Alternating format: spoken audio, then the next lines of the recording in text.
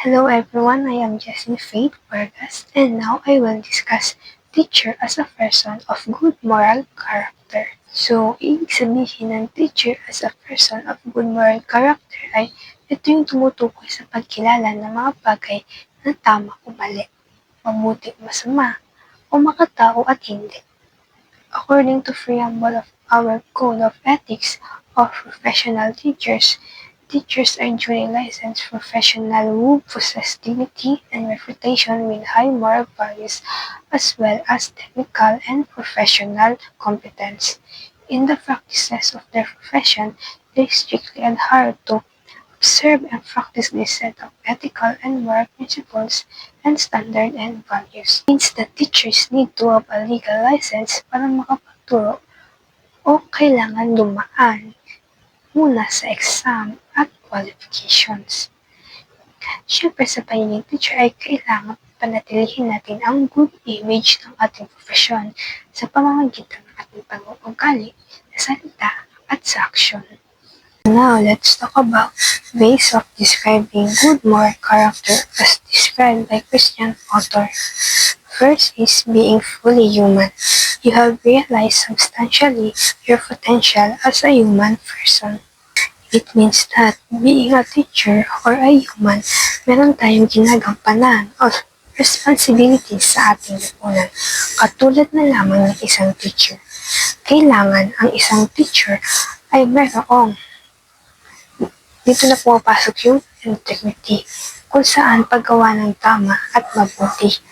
Halimbawa, sa institution, kailangan ang isang teacher ay tapat at sumusunod sa mga patakaran at regulation ng school. Sunod naman ay dignity. Ang isang teacher ay kailangan may paggalang sa kanyang sarili at sa iba katulad ng pakikinig sa mga opinyon ng mga mag-aaral at pinatrato sila ng tama. At huli, ang pagiging isang role model. Dahil karamihan ang teacher ang laging isang halimbawa o model sa iba't ibang kaugalian at gawain. Kaya dapat lamang na lahat ng ating gagawin ay tama at may patutunguhan ng mabuti. So, overall, being a fully human ay may layunin o may ginagampanan ka sa iyong buhay. Next is being a loving person. You are caring in an unselfish and mature manner with yourself, other people, and God. So, being a loving person, ito yung katangian ng isang teacher na kung saan meron siyang malasakit, pag-unawa, at pagmahal sa kanyang mga student. So, dito na papasok ang kaugaliang respect for each student. Dahil kahit anuman ang kakayahan o appearance o personality ng isang estudyante ay dapat nating igalang at unawain ang kanilang mga katangian. Sunod ay patience. Kailangan isang teacher ay mayroong mahabang pasensya dahil hindi lahat ng estudyante ay magkaparehas ng mga ugali at ability. So, sa madaling salita, kaya tinawag siya na being a loving person dahil nagpapakita ito ng pagmamahal, kabaitan at paggalang sa estudyante. Next is being a virtuous person. You have acquired good habits and attitudes and you practice them consistently in your daily life. So, ibig sabihin ng virtuous person ay ito yung nagtataglay ka ng maayos at magandang pag-uugali na lagi mong ginagawa sa iyong buhay. So, dito na papasok ang pag-uugaling fairness. Ito yung pagtatrato mo sa estudyante ng pantay-pantay o walang kinikilingan o saan hindi ka bias. Sunod ay courage. Ang pagkakaroon ng lakas ng loob na manindigan sa tama. Ito yung handa kang ipagtanggol ang prinsipyo ng edukasyon, protektahan ang mga estudyante at harapin ang hamon sa iyong profesyon. So, sa madaling salita, ang being a virtuous person ay laging susumikap na gawin kung ano ang tama at mabuti. Next is being a morally mature person. You have reached a level of development emotionally, socially, mentally, and spiritually, appropriate to your development stage by Cosgrave William. at 2004, 78, 79. So, ibig sabihin ay yung emotionally, kailangan isang teacher ay kayang kontrolin ang kanyang emotion kahit na nagagalit na ay dapat panatilihing kalmado lang o mas nagigibabak ang kanyang mapagpasensya. And sa social naman ay kayang makibahagi sa labas at loob ng paaralan. Sunod ay mentally. Ito yung kailangan may kakayahan kang mag-isip ng critical at maglutas ng mga problema. Next is spiritually. Ito yung isang layunin ng teacher na magbigay ng inspiration at humuhubog ng ating kasanayan because their present, words, and action radically change people. In short, you are on the right track when you strive to develop your potential, your love and care for yourself, and make this love flow to others. You lead a virtuous life, and as you advance in age, you also advance in your emotional, social, intellectual, and spiritual life. So, ibig you are on the right track kapag sinisikap mong buong na rin ang iyong sarili na nagbubunga ng magandang resulta. So, here are the foundational moral principles. Do good, avoid evil. This is contained in the natural law. The natural law is engraved in the heart of every man and woman.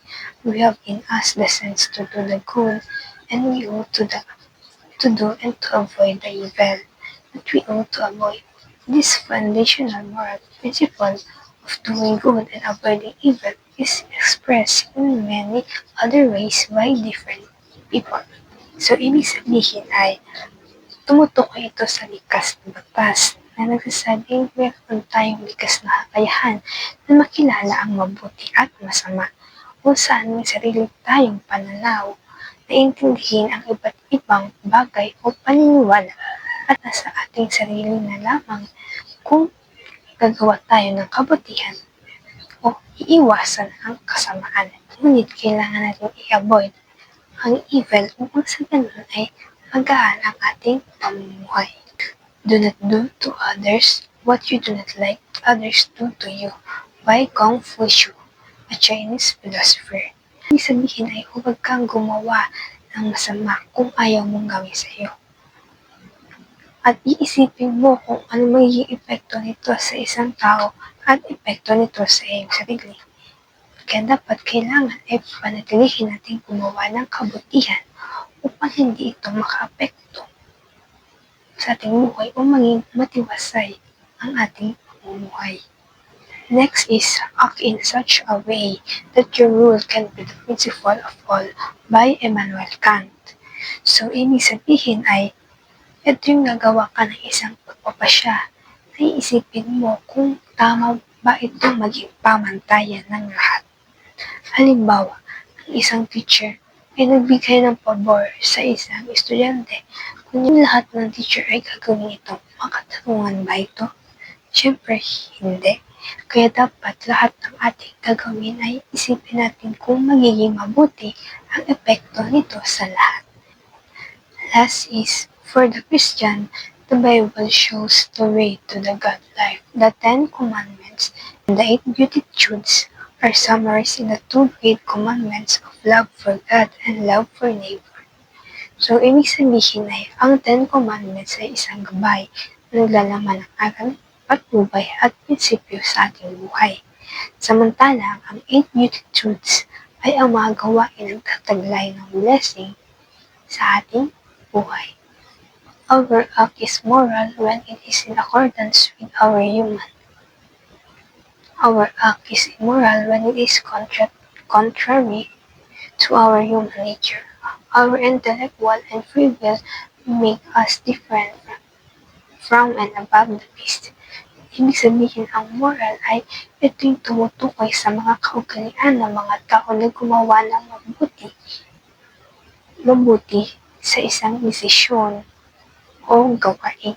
Samantala, ang immoral ay ito yung paggagawa ng mga maling kaugalian. So this is the end of my reporting. Thank you.